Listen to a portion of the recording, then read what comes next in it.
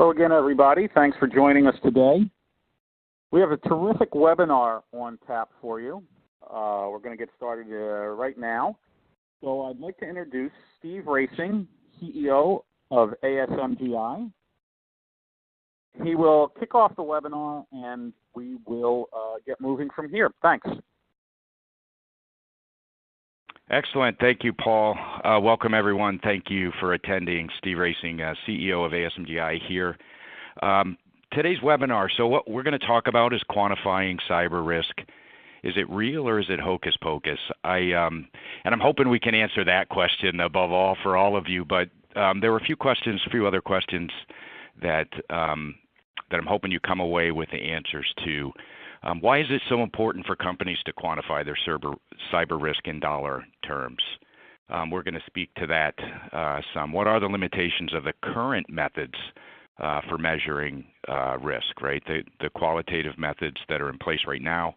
What are the limitations of those methods, as well as what are the benefits of a more quantitative measurement and methodology, so actually being able to quantify cyber risk in dollars. Is quantifying cyber risk real or is it hocus pocus? So again, hopefully we get these questions answered for you today, but that's really what we're going to talk about. Before we get started, I wanted to just explain a little bit for those of you who don't know who ASMGI is. We are a global technology services and consulting company. We focus on total solutions that provide an impact to your business.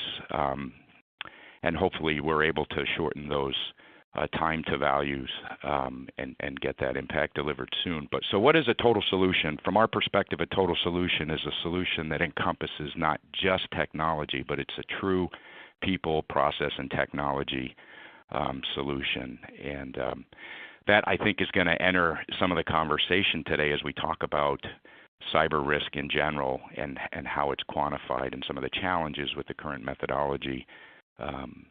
It seems that there may be, some kind of hocus pocus magic involved sometimes when you just leverage technology, like you can implement a piece of technology and get results from it.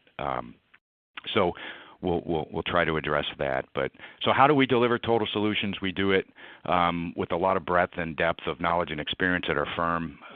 We're a full stack technology company, IT, software, and cyber solutions and services. We deliver from our headquarters in Cleveland, Ohio, and primarily by helping our companies plan, manage, and execute strong programs, right? So from a GRC perspective, strong programs are required really as a foundation, not just to meet compliance requirements, but certainly to meet compliance requirements, but also to foster best practices and change thinking throughout the organization. Best-in-class platforms and tools help us drive value through adoption and shorter time to value. And we really try to leverage a security ecosystem model. And what that really means, from my perspective, is looking at security in your organization holistically, security and risk in general holistically, and making sure the tools that you implement to solve specific problems kind of play nice with the rest of your technology in place, right? So it's an ecosystem model. And I guess above all, it's really about achieving results at the end of the day. We have a branded service that we call One Team. It's really everything as a service capabilities to help drive adoption and shorter time to values. But we call it the benefits without the burden. So really what we want you to get as part of your outcome or result is the benefits of modern technology and modern approaches without having to really take on the burden of learning all this new technology and, developing, adding headcount and doing whatever to develop the operating models and what have you. Our approach is really about filling the gaps, right? So we want to work with you and identify where there are gaps in your current resource pool, knowledge pool, expertise, or just headcount in general. And those are the areas that we'll focus when we structure an operating model. So our philosophy is basically that you shouldn't have to change the way you do business to fit our model. We should, change our model to fit the way you do business. So one of our mantras is action equals results. just a philosophy in general, but results don't happen without taking an action. But the really cool part is orchestrated action or really intentional, right? Being intentional about the actions you take drives great results. So those are kind of the things that we stand for as an organization. I wanted to share a little bit about an article that I read where CISOs, over 400 CISOs were surveyed and polled, and really had an opportunity to kind of give their perspective on the nature of the industry and the challenges that they face. A little funny story. I actually attended an ISC Squared meeting earlier this week where this same article was referenced, and in part of the introduction to the presentation it was read. And there's some items that I didn't capture here. I try to capture the highlights, but we were sitting at a bar and everybody had a drink in front of them, and one of the primary things was about the stress level of CISOs and security practitioners, and the fact that alcohol and drinking was one of the outlets for relieving that. So it was kind of funny, and it really got a rise out of the audience. But some of the highlights from that article: more than half of the CISOs fear that their jobs are at risk, right, as cyber attacks threaten their organizations. More than half feel they don't have adequate budget or resources to deal with the growing threat landscape. All CISOs and security practitioners are working long hours. It's kind of a given. 60% of the CISOs polled believe that their CEOs agree a breach is inevitable. So there's a consensus in the C-suite that we're going to breach. It's not a matter of if, but when. That was pretty pervasive. More than half of the CISOs surveyed believe that a lack of resources is holding back an effective security posture. They're not able to deliver what the organization wants. 65% believe that a lack of senior buy-in to the problem is a barrier. So some pretty strong stuff here, and I wanted to just kind of solidify that from my own perspective. The current state of risk-based security. Most people that I interact with at various enterprises across various industries agree that a risk-based approach to cyber is appropriate, right? But the current state of risk-based security has some challenges, and one of those, again, from my perspective, is everything's really a risk, right? Everything that we hear about, people walking around with laptops, data flow, data leaving the organization, data entering the organization, email, phishing attacks, various different things. You name it. Everything is a risk, right? So how do you prioritize as an enterprise? How do you prioritize which risk to address first, and those types of things? Constant flow of new technology, rate of change, it's phenomenal. It's phenomenal, the rate of change in technology, not just the technology that the business is looking to use, that we're being asked as CISOs and practitioners of security to protect the organization, but also the technology within security itself, right?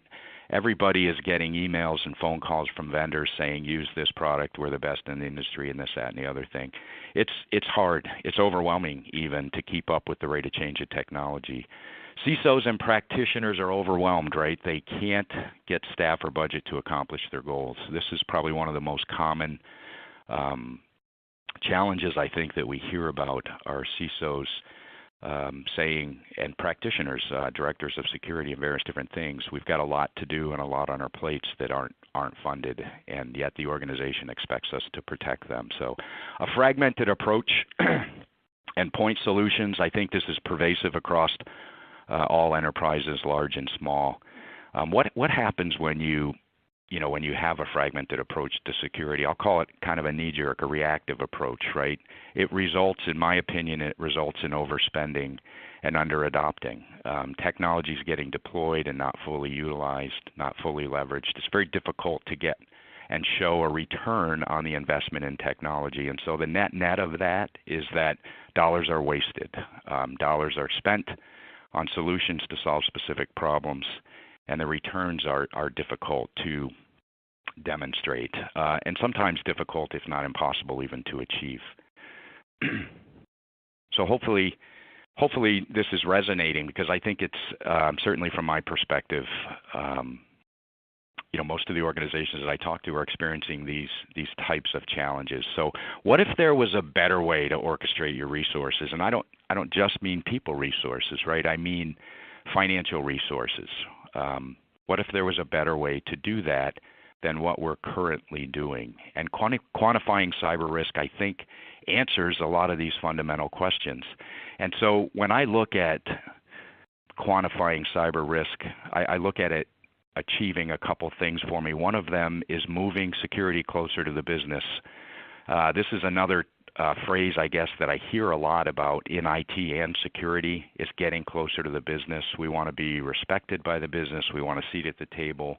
We want to influence getting budget and getting resources and all of those things. But moving security closer to the business, for me, it's really about, part of this is our own responsibility. We have to speak the language of the business, and we have to be able to communicate our challenges and what's in front of us in the terms that the business understands and appreciates, right? So moving security closer to the business, I think, is a big one. Change the discussion with the business. So to me, this is the difference between saying I need more budget and I need more people, the difference between that and saying, here's our risk exposure. Here's the impact it would have on the business if we did these things. Here's how much it's going to cost to do these things, and here's how many people I need to do it. I think it's a different discussion, and what we're hoping that we can start to shift is the language that security practitioners and CISOs leverage in order to kind of be on the same side of the table as the C-suite and the business. So changing the discussions, I think, is a big thing. Stop guessing, right? So how do you prioritize what to do and when? Building a roadmap is critical, but what if you could communicate that roadmap and you could map it directly to financial impact to the business? And I think, when you think about business language and the language that the business understands, in my opinion, if there's not a dollar sign next to it, it's probably not the right language. And so these are the kinds of things that I think we can influence, the behaviors we can influence by first quantifying our cyber risk. So, and then lastly, aligning the security budgets with financial outcomes. Again, I want to go back to that challenge about not having enough budget or enough resources or enough people or those types of things to protect the organization. And from my perspective, maybe the question shouldn't be, how do I get more budget? Maybe the question should be, how do I align my budget with the appropriate outcomes? How do I get the right budget, not how do I get more budget or less budget or those kind of things. So these are the things that I think we can gain from this perspective of quantifying risk. The last thing I really want to reflect on is that, again, from my perspective, managing risk it's really a three-step process.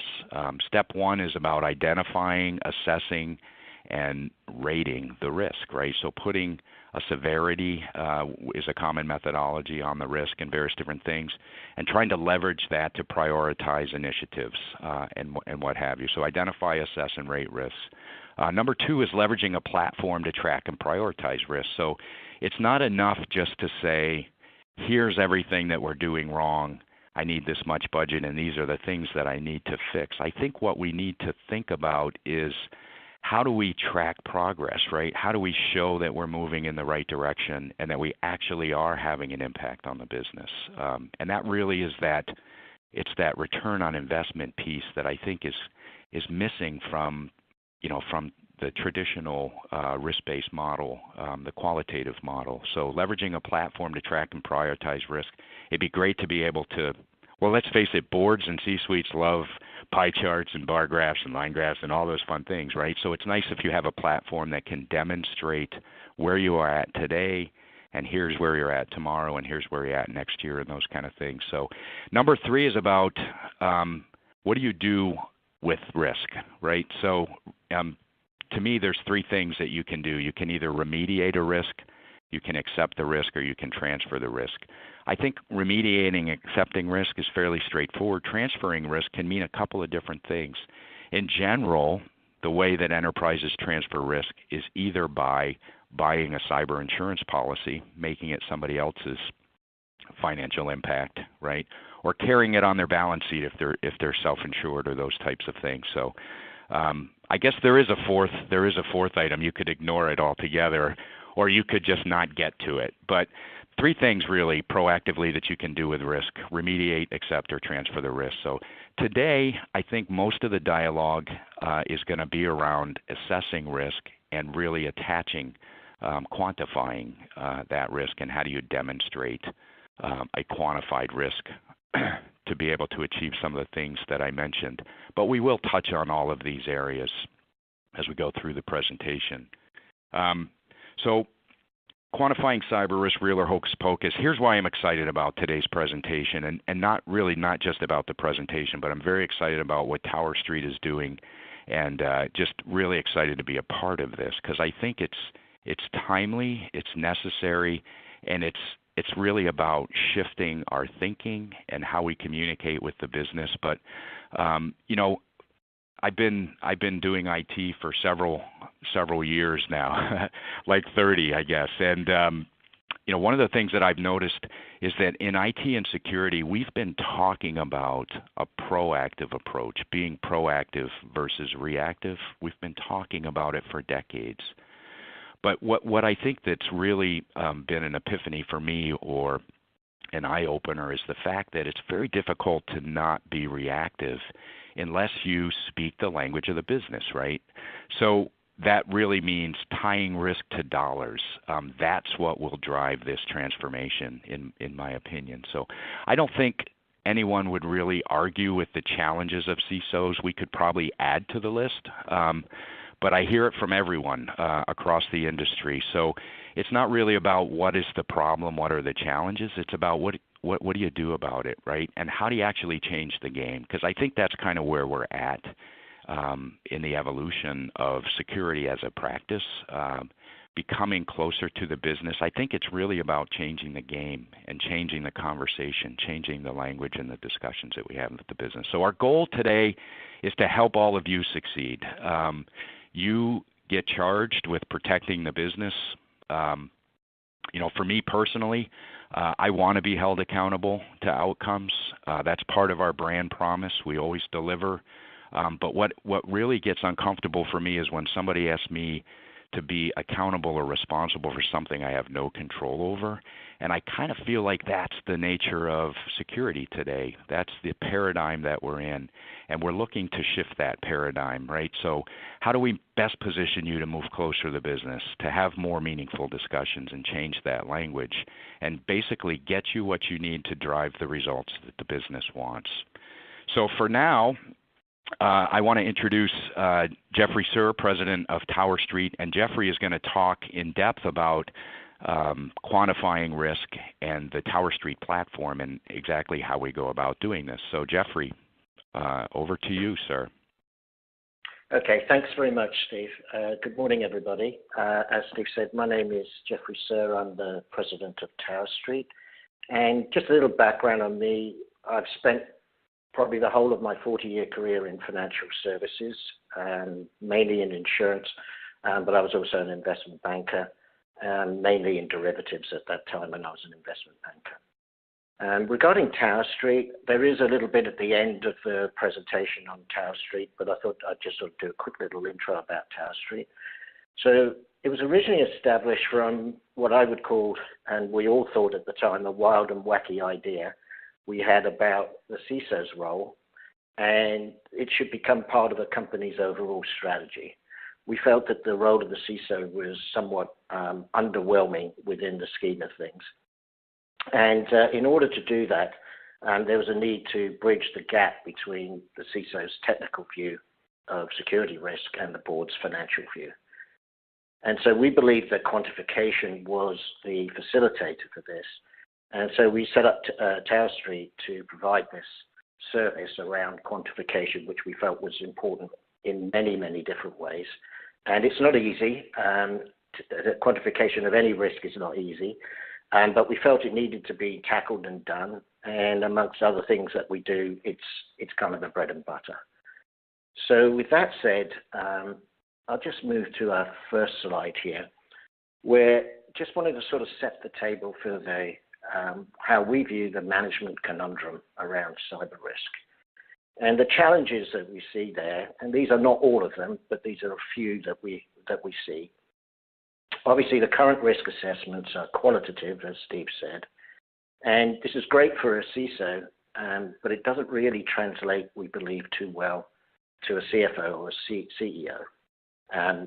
It is using qualitative measures then results in difficulty in determining the impact to the balance sheet. And if that's the case, then it also is difficult in understanding what the company valuation is if you don't understand the cyber risk. And cyber risk is a critical risk now today, and so its impact to company valuation is pretty high. So this is really the main item that a CEO or CFO is interested in, and so the need for quantification becomes much greater. Another challenge we saw was the credibility challenge when a CISO is presenting his budget requirements and how he's looking to apply it. And the fact that there is a challenge with the CFO in that if you can't explain how much money you need and why, and when you apply the money, what is it actually going to do, this becomes rather difficult for a CFO, particularly as he's interested in numbers. And if you don't have the numbers, the dialogue becomes really difficult. As we say, it results in arduous discussions with the CISO when substantiating your needs. And I don't think I need to expand on that too much. But there's also a challenge in that normally a CFO from other parts of the company will get a quantification of the risk, the property management side, where they're dealing in whatever factories and so on that the company owns or buildings that they own. They can actually quantify what the challenge is in terms of if there was a problem with the building. And it's easy for them to present that, and then budget allocation is really, really easy to talk about and so on. But that's not the case with cyber. It's much more difficult. Another area we felt was a challenge was where the CEO and the board don't normally have an in-depth understanding of cyber risk. They're not technical people on that, rather similar to me. I'm a financial guy. So in many respects, this is a challenge in terms of how the board views the way the cyber risk management is taking place and the CISO's role. And so this obviously results in the CISO role itself is not widely accepted as a strategic function.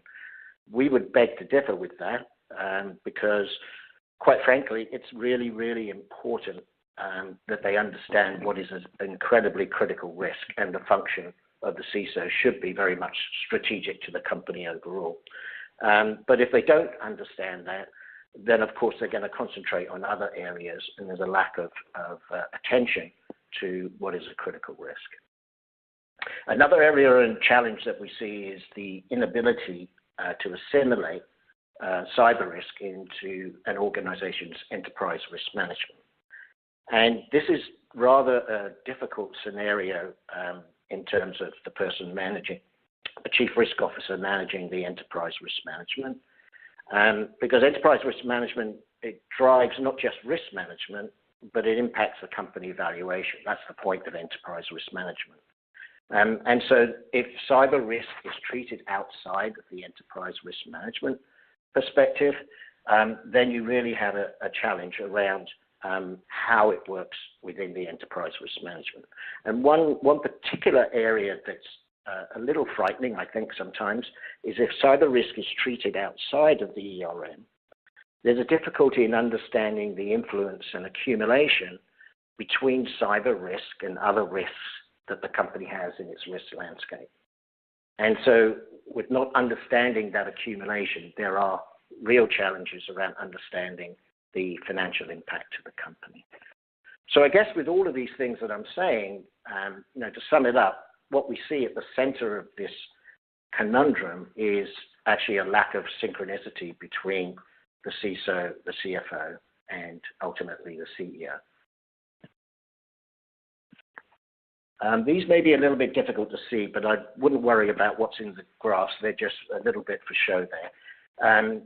But really, when we look at risk assessment, there are risk assessments that everybody does, and on the left-hand side here, you will see that we're looking like at CIS controls. We're just using that as an example. But the fact is, when you do your risk assessment and you understand where your risks are, then applying the financial quantification really bridges the dialogue between the CEO, the CFO, and actually through to people like the CRO, if you have a CRO, and even the legal department as well. And so we believe that the next level of cyber risk maturity is the application of financial quantification on top of what is already being done on the risk assessment side. A couple of points I would make just on this is that you will see that we've been using CIS controls, and maybe I'll just sort of explain a little bit why. It's actually a widely accepted standard that we see, and it does map with other existing frameworks that people would use like NIST or ISO. But the other thing we see in it is it strikes a pretty good balance between detail and understandability.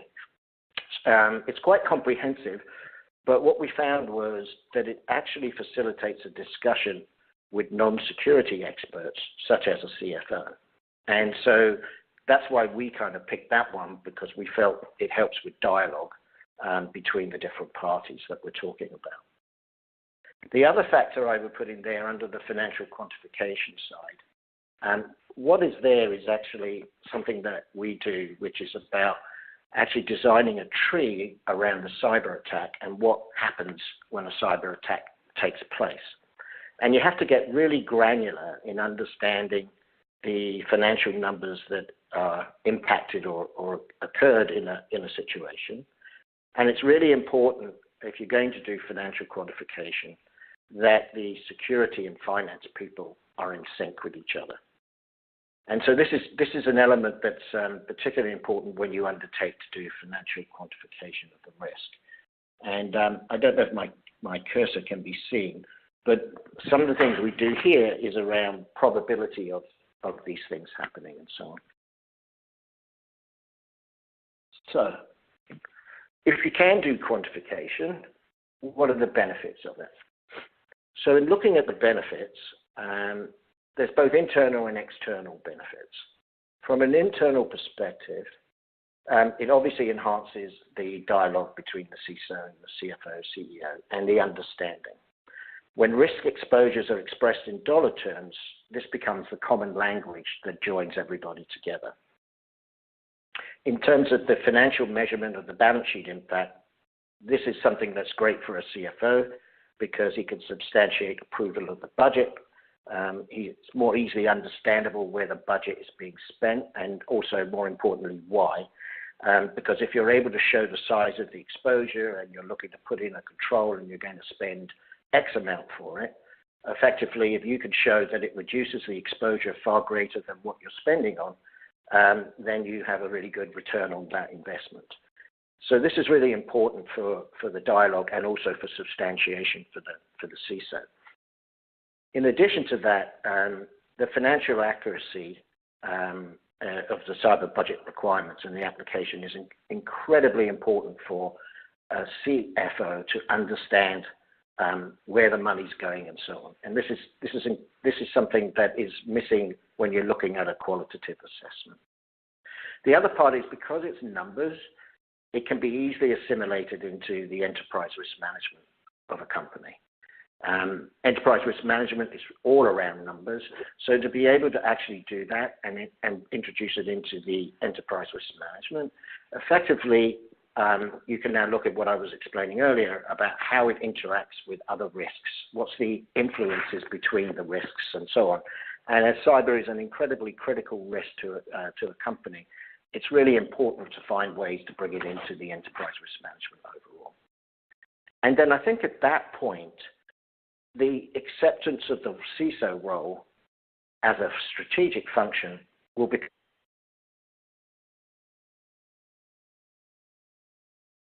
it applies to strategies and so on of the company. And I'll talk about that as we get over to the external side in a second.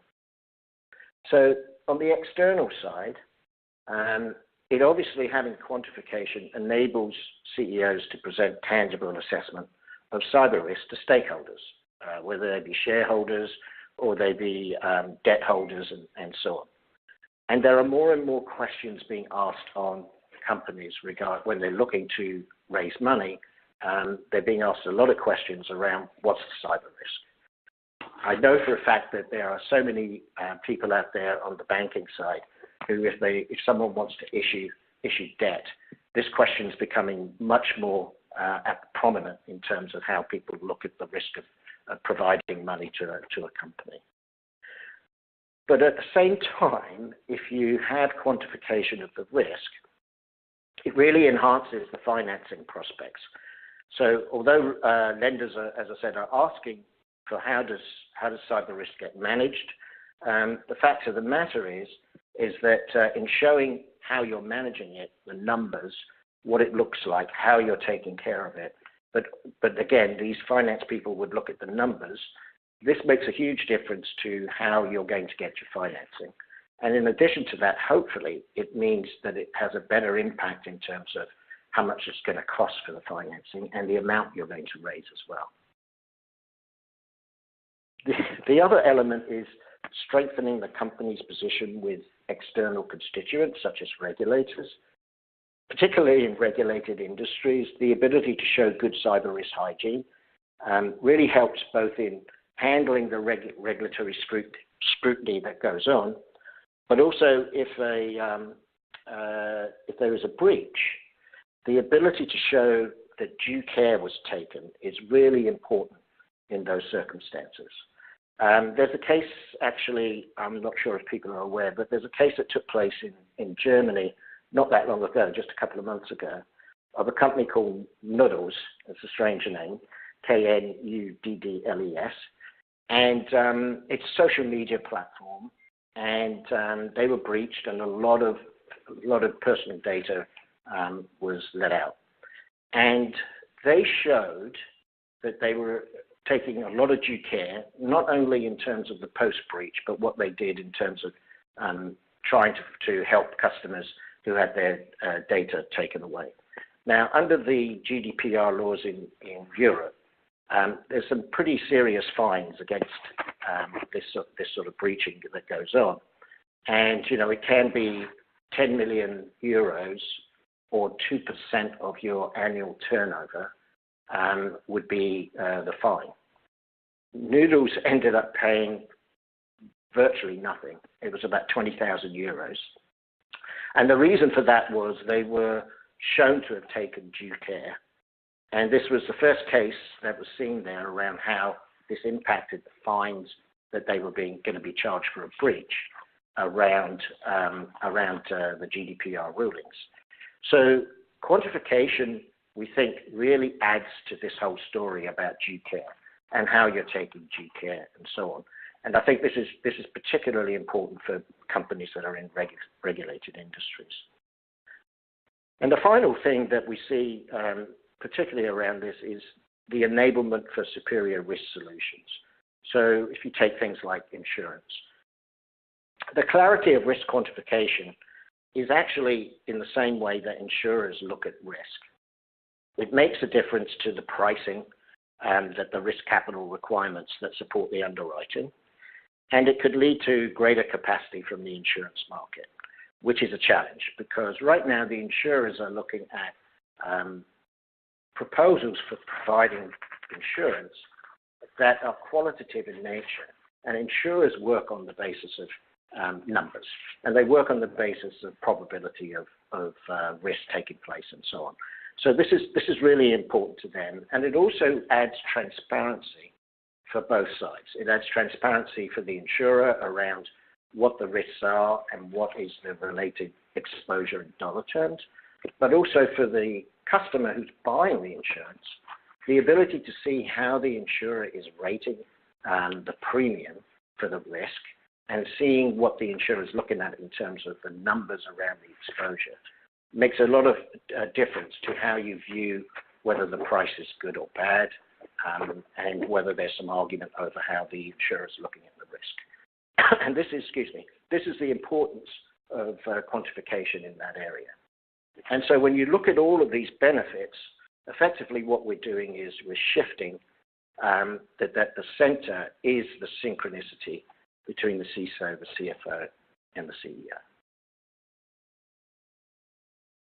So how is it done? That's always a question.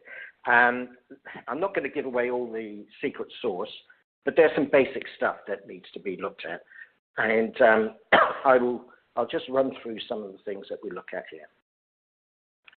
So part of it is actually it's part risk-taking analysis techniques that the professional risk takers use. So people like insurers, people like capital market players, and how do they analyze risk and how do they take on that risk?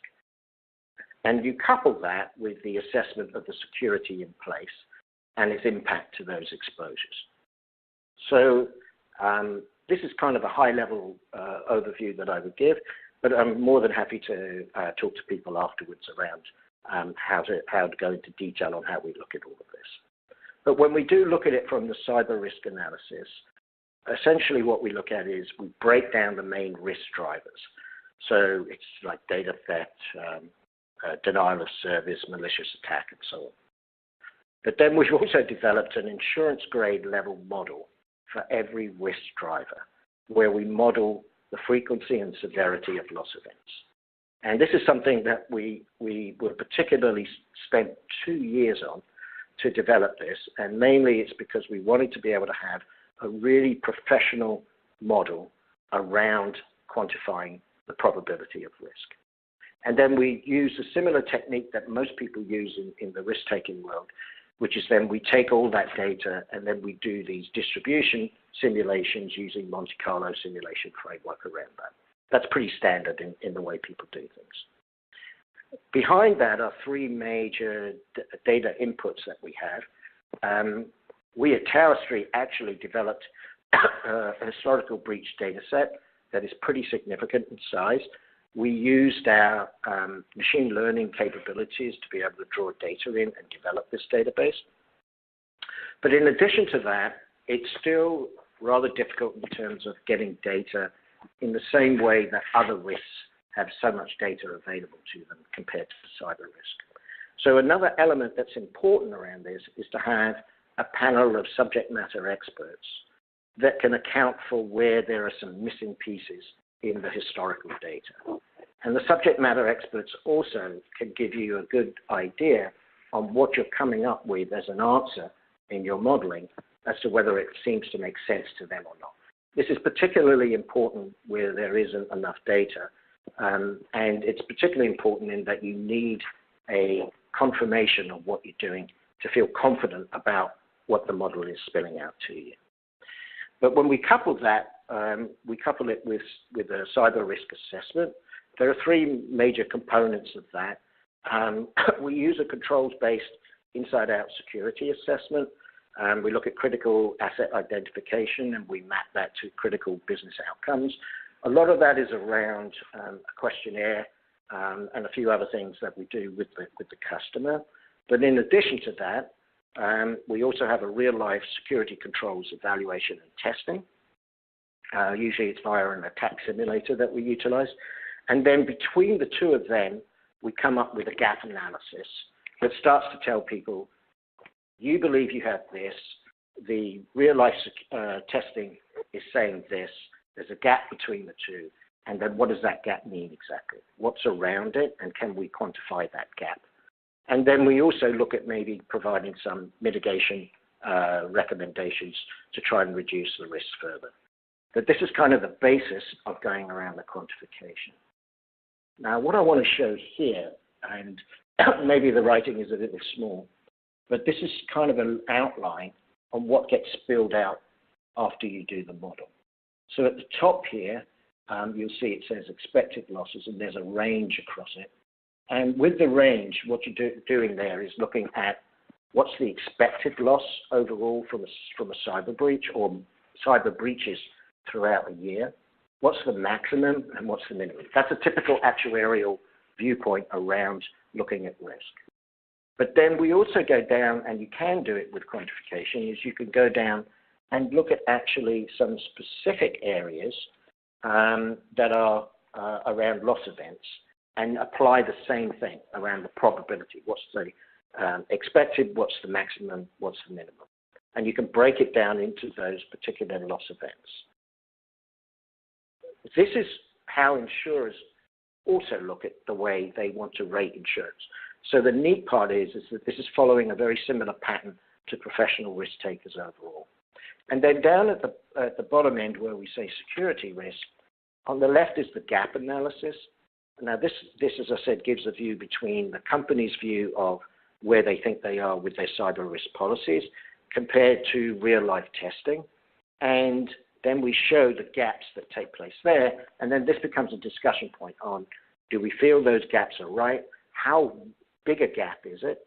And it starts to then give you priorities around which one should you concentrate on, what needs to be fixed, and how can you fix it. But you get a roadmap around how to go about that in terms of what's the most important ones. And then on the other side is to do with security controls. And this sets out actually some risk mitigation priorities. Again, this is all coming from the quantification process. So you can determine, if you looked at a particular area, what's the cost of a security control to reduce the potential exposure there. And then you compare the cost of it with the actual reduction in the exposure that the security control would do, and you can make a judgment call. Do I want to spend that money? Do I not want to spend that money? But if I don't spend that money, what am I going to do if I don't spend the money? Am I willing to take that risk and so on? So those are the basic factors around how we go about it. And this is really the basic premises of how Tower Street has come about. I think we want to go to questions now. Right, Steve? Yeah, great job, Jeffrey. Thank you for that. And we've got a bunch of questions, so I'll jump right in on those. So here's a great question, Jeffrey, for you. How does this approach fit into an overall security or governance program? Yeah, so in effect, this approach should be part of it. It's part of everybody else's governance program in terms of all other risks that people do. It's part of that whole ERM scenario. Again, it's complementary to everything people are doing. It's the piece that's missing from the cyber risks that other areas already have, which is what's the numbers involved here. And this is the piece. It's the toughest, but it's the most important part, to be frank. Yep. Yeah, that's a great point. And I will share that, what we see a lot from a GRC or a governance risk and compliance side is there is still a separation between enterprise governance, enterprise GRC or risk management, and IT or cyber GRC or risk management. There's still a gap there, and closing that gap. There's some convergence going on, quite honestly. So some of the platforms really that are risk-based to do that are starting to incorporate more of the technology and the cyber risk into those. But one thing I wanted to mention is, like for example, disaster recovery and business continuity has been an operating practice and quite honestly a control in many of the frameworks for several years. And a business impact analysis, to your point, is designed specifically to put dollar amounts on those impacts to the business, that those interruptions or those things that might break business continuity. One of the trends, the current trends, is really about business resiliency, and we are starting to see cyber. What I think is attractive about business resiliency conceptually is that it's more of a holistic view that incorporates, let's face it, a cyber incident is still an incident, and if it disrupts your business, there is a financial impact to the business. And so I certainly agree with you there that it should be quantified and it should be encompassed into the enterprise view. So how do you think, so here's an insurance-related question. How do you think quantifying risk will affect the insurance market's appetite towards cyber risk pricing? and outside policy building in addition to that. Yeah, so this is a big question here. So if an insurer finds his exposures are far greater than he originally thought in terms of his cyber risk portfolio, he's going to need some time to adjust his capital requirements, right? Because he puts up capital against his exposure on all the risks that he's taking on. And my guess is it would probably end up having an initial impact of flattening or even dropping the available capacity for cyber risk if insurers find their exposures are greater. The pricing will then have to be adjusted with regard to the revised capital that's being deployed. And it doesn't necessarily mean the pricing goes up. Now, I have to be a little bit careful here. Insurers may want to try and do it, just use it as an excuse to do it.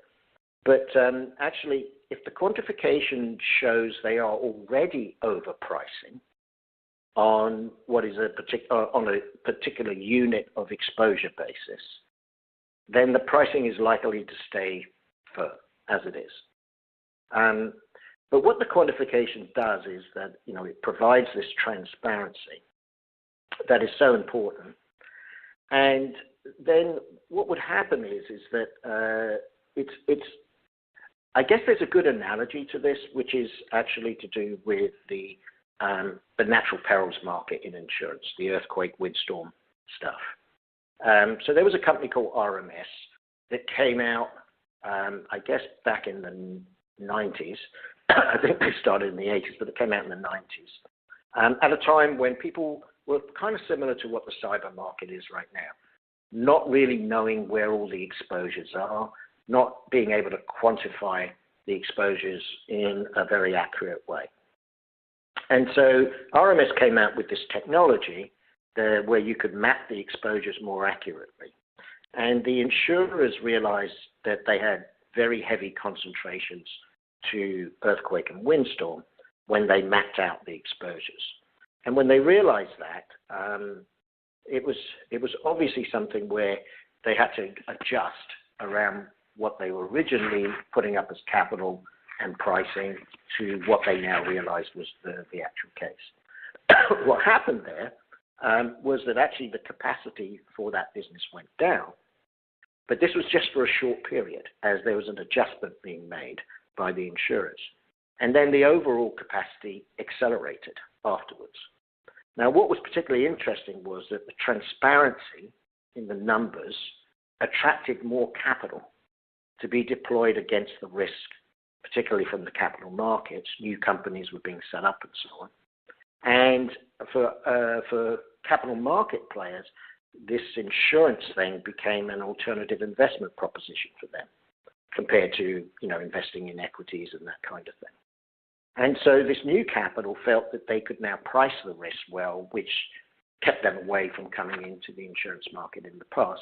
And I see a similar scenario taking place here with cyber risk, where there is an ability, if you quantify the risk, that more capital will come in because now they're able to have transparency about the risk and they can see where they can make money providing capital against the risk. And I think then you would see a growth in the insurance market overall. Yep, you had a slide that showed that, right? I'm trying to find where it is, but you probably know which. That showed the balance between the cost of controls versus the risk of loss or whatever. Right. I didn't know if that would help while you were answering that. But I just wanted to bolt onto that a little bit, Jeffrey, in that I think the result that we're looking for, the ultimate outcome, is a commensurate level of cyber insurance, right? One of the challenges I think in the industry right now is that it seems like cyber insurance is a little bit like a one-size-fits-all approach, and people are just buying cyber insurance because it feels like a blanket, right? Like a safety blanket, but a commensurate level of risk. I mean, let's face it, insurance is a business as well, right? And so the underwriters have to wage their bets, And having that visibility that you're talking about seems like an appropriate way to help companies make sure that they have an appropriate level of cyber risk as a tool, right, for that whole risk management process. That's the transferring component of managing risk. But can you reflect on that a little bit? Just, it's not really about, it's about not throwing darts, right? It's about having that visibility so that you can create a commensurate, a very intentional, deliberate plan to transfer risk, right? Yes, and it's exactly that. It is about that. There's another element to it, actually, that people need to understand about insurance markets and so on is, and capital, and where capital is attracted to risk. So it's not just insurance markets. Diversification of risk is really important to people that are professional risk takers. So the most important part here is there's one thing about paying money commensurate to the risk you're taking on. Being paid money commensurate to the risk you're taking on. But also in terms of capital deployment, which is a major element of the pricing, and is actually the diversification of risk. Cyber is a new risk. There are all old traditional risks. We talked about a couple of them, like earthquake, windstorm, and so on, liability risks and so on. But actually for cyber is brand new. It's actually non-correlating to a lot of the other risks as well. So it's actually a very new risk, but also a rather attractive risk in terms of its diversification potential with all the other risks that risk takers take on. And so quantification is really important because it would allow more of those people that want to have this diversification to come into the market. But it also ends up with this, as I said, this transparency of understanding both sides between the customer and the risk taker to have a place where they understand where the exposures are and what's related to those exposures and what's the price related to those exposures. It's really important to have that transparency. Without that, I think and quantification brings that. Without that, you're, as you say, throwing darts. And you're not going to attract capital in, which hopefully will reduce prices and so on because there'll be competition and so on. You're not going to be able to do that if it's still a throw the darts at the board and see where they land. Yep. Okay, another question, and this one's for you, Jeffrey, as well. Where do you typically enter an organization? Are you talking to finance, risk and governance, risk and compliance, GRC, or security? Where are you having dialogue at the company? So we I think I said at the start, we had this wild and wacky idea about we wanted to work with the CISOs. The most important thing to us is to work with the CISOs. We think that the quantification part enables the CISO in a big way. And we think that it's a tool that allows a lot more dialogue, as we said. But more importantly, we think that it's a critical risk. And so the elevation of the CISO's role is important to us. We also think that the CISO actually will understand what we're trying to do. The numbers bit gets into helping the CEOs and so on. But we actually enter first into the technical side. We would rather work with the CISOs first to gain ground in that respect. Yep. And I honestly think that's why we are such a good fit together, and we're so excited about what you bring to the table because we're on the same mission and empowering CISOs, to get closer to the business and change the language. I think that's a powerful tool, and it can drive change in an organization for sure. So another question, in your experience, what types of companies or industries are at greatest risk and could benefit the most from this type of assessment? Right.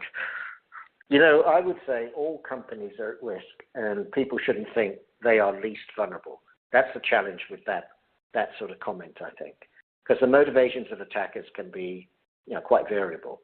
Having said that, obviously companies that handle a lot of personal and sensitive data are heavy at risk. So financial services companies like banks, but also healthcare companies and so on. It's very much a financial motivation on those. When it comes to industrial manufacturing companies, they could be subject to what is a growing challenge, which is industrial espionage and politically motivated attackers, which we are all highly aware of. And then you get things like disgruntled employee scenarios and so on. So I would suggest everyone should consider they're all targets, as the regulatory environment is constantly changing for requirements placed on corporates. And this applies to everybody. And so I would say that everybody should be on guard rather than try and pick individual industries and think you're less at risk than others. Yep. Yeah, roger that. And I actually think, just to bolt onto that, cyber is clearly, it's industry agnostic, right? Anybody can be a target, but risk in general is probability times impact, right? That's the quantification of risk. So it's really about evaluating risks and how you can control the probability by remediating or various different things. And if there isn't much of an impact, then you may just choose to assume the risk. But the impact clearly to a manufacturing organization, even of just shutting down the operations, can be catastrophic, right? It can be lots of money in a very short amount of time. But losing intellectual property and those things, yeah. Yeah, the business interruption side is the big number, and that's the one that I think most people should look very closely at. To have your operations shut down, and that can also happen, if a regulator shuts down a financial services company. And the whole thing is the business interruption is the huge risk. Yep. Here's another question. What's the ASMGI role in the Tower Street solution? So I should probably let you take this and see how comfortable I am with your answer. But in the spirit of time, I'll just jump right in. And I think there are a lot of synergies between ASMGI and Tower Street, and certainly philosophically, we believe the same things. From executing an engagement, ASMGI is very intimately involved in the risk assessment portion of this, and building out a roadmap, helping enterprises to understand the results and how to translate that into remediation activities and various different things. We're also involved in a lot of those conversations. Jeffrey, as he indicated, comes from the insurance industry, has a very financial background.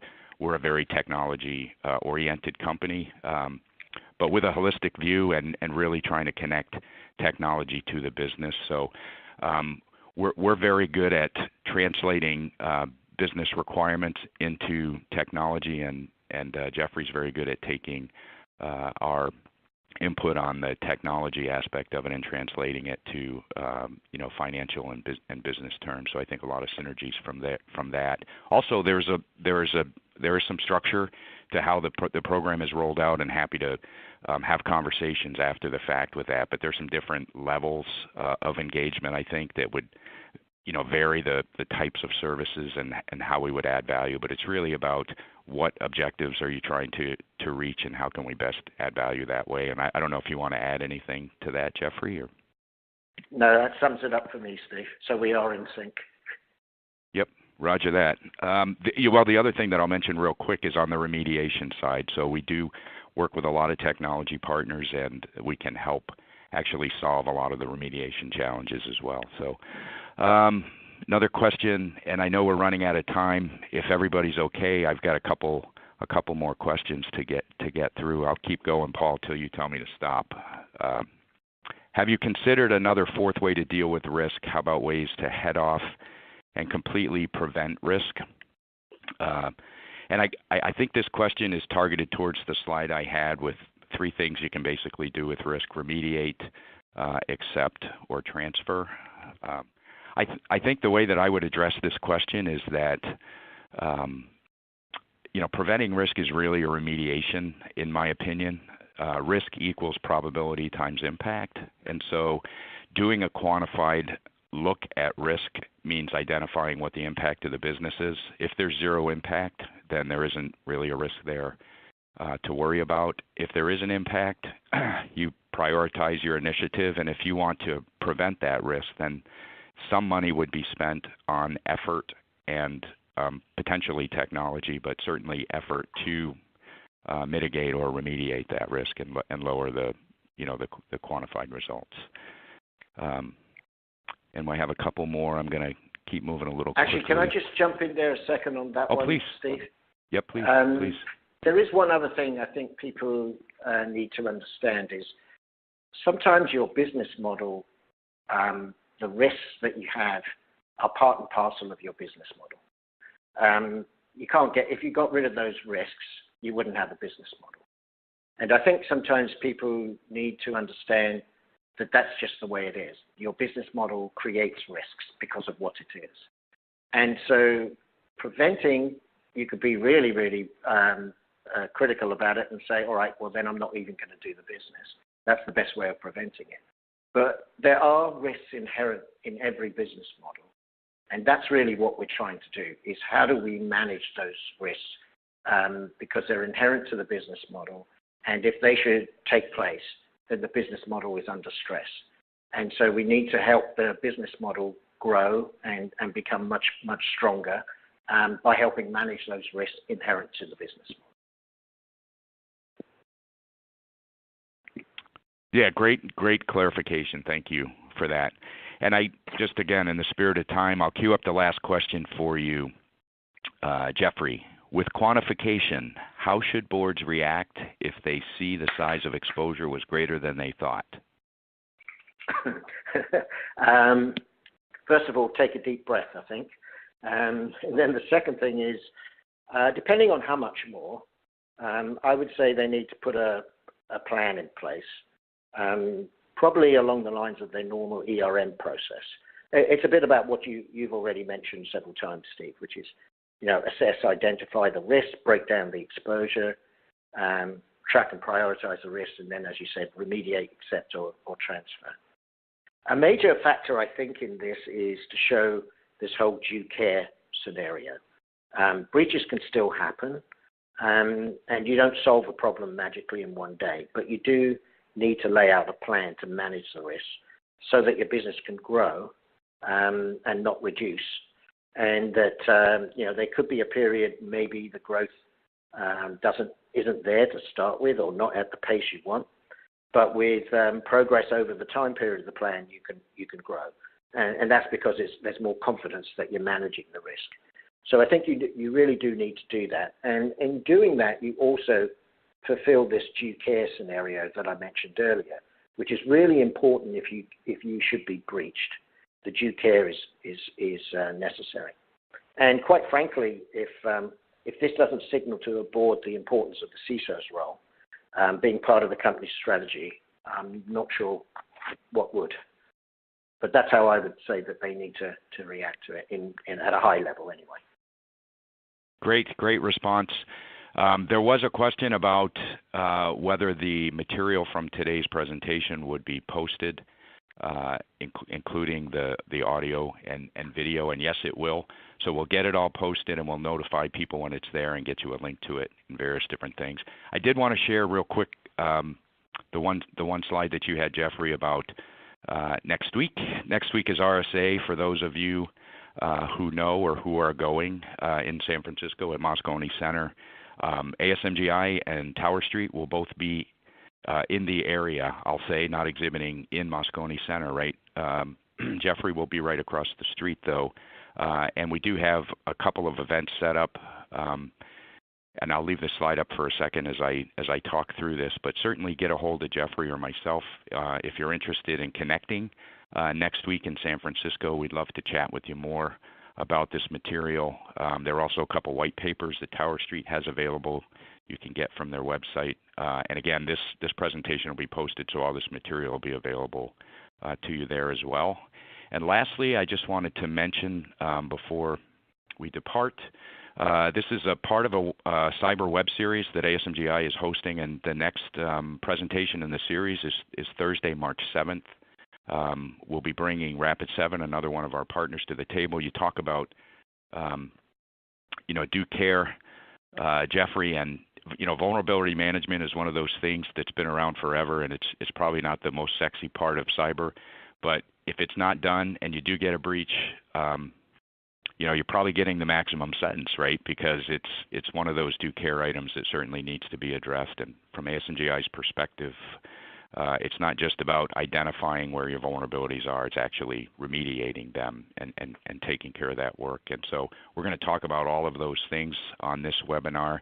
I'll wrap and just say thank you again to everyone for attending, and we will notify you via email when the material is available for download. Thank you very much. Yes, thank you very much indeed.